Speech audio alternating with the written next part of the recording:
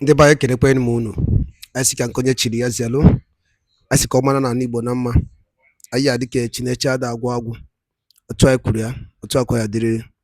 Ise, ise, ise. Dị ka o si dị ụbọchị uhuruchi nketa anyị wetara nnukwu ozi. Biko geenụ ntị. Ife a bụ according to the Biafran activist wetara ya bụ ozi. Quote, International Court of Justice, ICC, International Criminal Court, UN, in total shock as ex-president Goodluck Jonathan blasts Tinubu over injustice of abuse of power in the nation.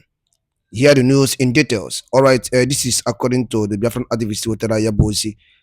Makana Goodluck Jonathan bo Ebele Jonathan expose Tinubu's government. And then much konyo bana tonti na geya B5 jimakia webia. Tonti na former igecha drop right feature no dinkegi. The world is watching. All right, over to you. To bore you with a lengthy protocol, and so I have to adopt the protocol of the founder. He said that it's not good at protocol, but you did a perfect job because you recognize everybody. Let us join you to also appreciate the governors that are here being represented by very distinguished Nigerians. Thank you so much. And of course, our distinguished senator from Kenya, and other senators are here, Binta and others are here with us. Thank you for being here. And our powerful woman leader in PDP and former Minister of Women Affairs and one of the mother of the day. Thank you so much. And Pauline Tallinn, yes, I saw, yeah, two powerful women there. We are former ministers. And Pauline was a former Minister of Science for the protocol because we really want to listen to the conversation by those who will really lead the show today. So I thank ASK Satumaro Foundation, the organizers of this colloquium, for inviting me and inviting all of us to come and have a conversation on this very, very topical issue. I'm quite impressed with the topic that focuses on promoting social change and empowerment through diversity, equity, and inclusion, the traditional DEI issue. Just like the founder said, when I look at the array of speakers, the keynote speakers, and so on, I'm quite pleased that the conversation today will be good, especially relating to what is currently happening in the country regarding River State. As we gather here today, we are reminded that the pursuit of social change is a continuous journey, one that requires a collective effort, commitment, and perseverance. The theme of this colloquium is timely and relevant as we seek to address the present issue of our time, from inequality and bigotry to social injustice and marginalization. I believe that it is mark of good leadership and governance to be able to leverage the transformative power of diversity, equity, and inclusion for social change. As a leader, I have seen how these values can bring people together, foster a sense of belonging, and unlock the full potential of individuals and communities. And that is why till today, I think I appointed more women into office than any other president. Because the issue of inclusivity is critical.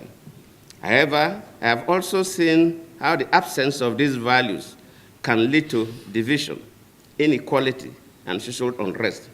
It is therefore a responsibility as leaders and change makers to promote a culture of diversity and inclusion, one that values and respects the dignity and worth of every human being and protects the interests of all of us. We must not forget that societies that embrace diversity, equity, and inclusion are more innovative, resilient, and harmonious. I know this because I saw how policies that promoted gender equality, youth empowerment, and regional balance during my time as president helped bridge divides and foster national unity. I am glad that the Askes Tomorrow Foundation is committed to this noble cause, and I commend the foundation's effort towards promoting social change and empowerment through its various initiatives. Today's colloquium is a testament to this commitment, and I'm confident that our discussions and deliberations will yield valuable insights and recommendations in this regard. And I did mention that what is happening in the country, everybody talks about River State on television, and some of these are the issues we discuss. We're talking about building a society where no one is oppressed, as reflected in the top paragraph of our national anthem. As a former president and also from the Niger Delta, when the issue of suspending the governor came up, I think people call on me, oh, President Jonathan, oh, President Obasanjo, you should say something. People expected us to say something about what is happening. And of course, people don't even know that traditionally all over the world, former presidents hardly make statements about what the current presidents are doing because of the tension it could create in the country. In most cases, look at America, look at everywhere.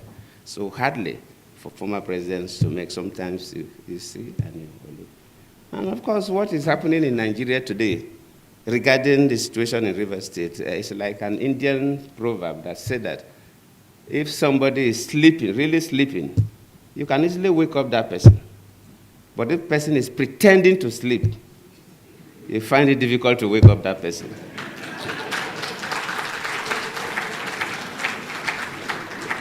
The key actors in Nigeria, from executive to the legislature, luckily Senator Binta and others are here, and the judiciary, they know the correct thing to do. But they are refusing to do it. They are pretending to sleep. And waking such a person is extremely difficult because the person knows the right thing. A clear abuse of offices, clear abuse of power, clear abuse of privileges, cutting across from the three arms of government, from the executive to the parliament to the judiciary. And I always plead with our people that whatever we do affects everybody. And sometimes we do things and we think that it doesn't affect us. I've been a president before, and even after leaving office as a former president, people get to me. Why is that our passport is not valued that much? Why is that Nigerians are not given the kind of treatment we're supposed to receive at the international airports? Sometimes we think it's because of Yahoo boys or 419ers. No, not only them. Yes, they are part of the problem. But whatever happens in a country, decisions that are taken by the executive arm of government, decisions that are taken by the parliament, judicial decisions affect everybody. For example, no businessman can bring his money to invest in a country where the judiciary is compromised, where a government functionary can dictate to judges what judgment they will give.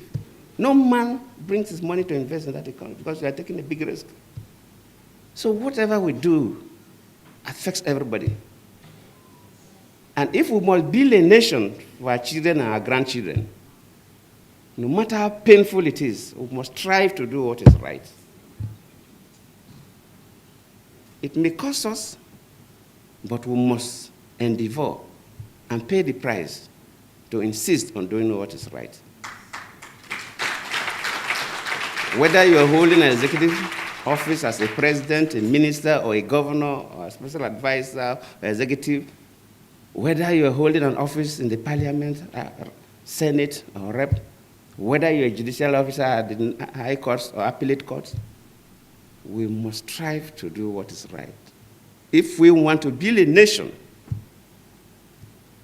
that our children will be proud of.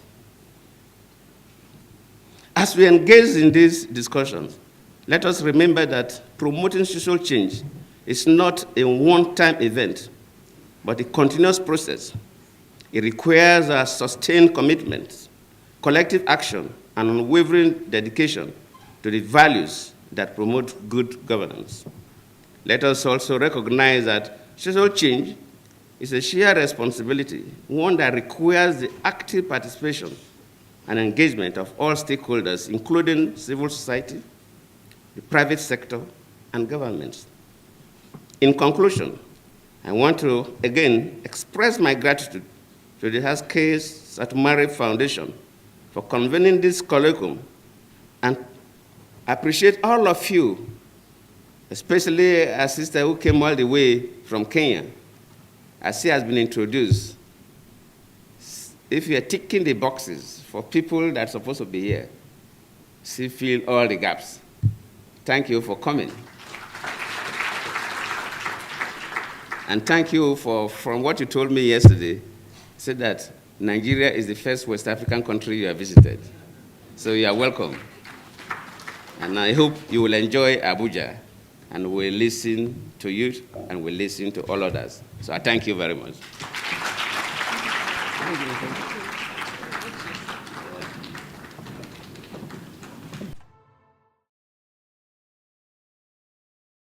ndị be anyị ngwadalụ niile nụrụ ka unu si wee na-esoro anyị n'iru akwụkwọ ka efi nwere ikwu gbasịta maka ya bụ ife ndị a niile Goodluck ebere Jonathan kwuru n'iru akwụkwọ ịpụtasịgasị aka dị iche iche ka efi nwere ikwu gbasịta maka ya bụ ife drọpụrụ ife iche n'ụdị nke gị na Eastern News 24 ebe anyị si wee na-wetara ihe bụ ozi ya dị oke mkpa ka emesịa na ụmụnne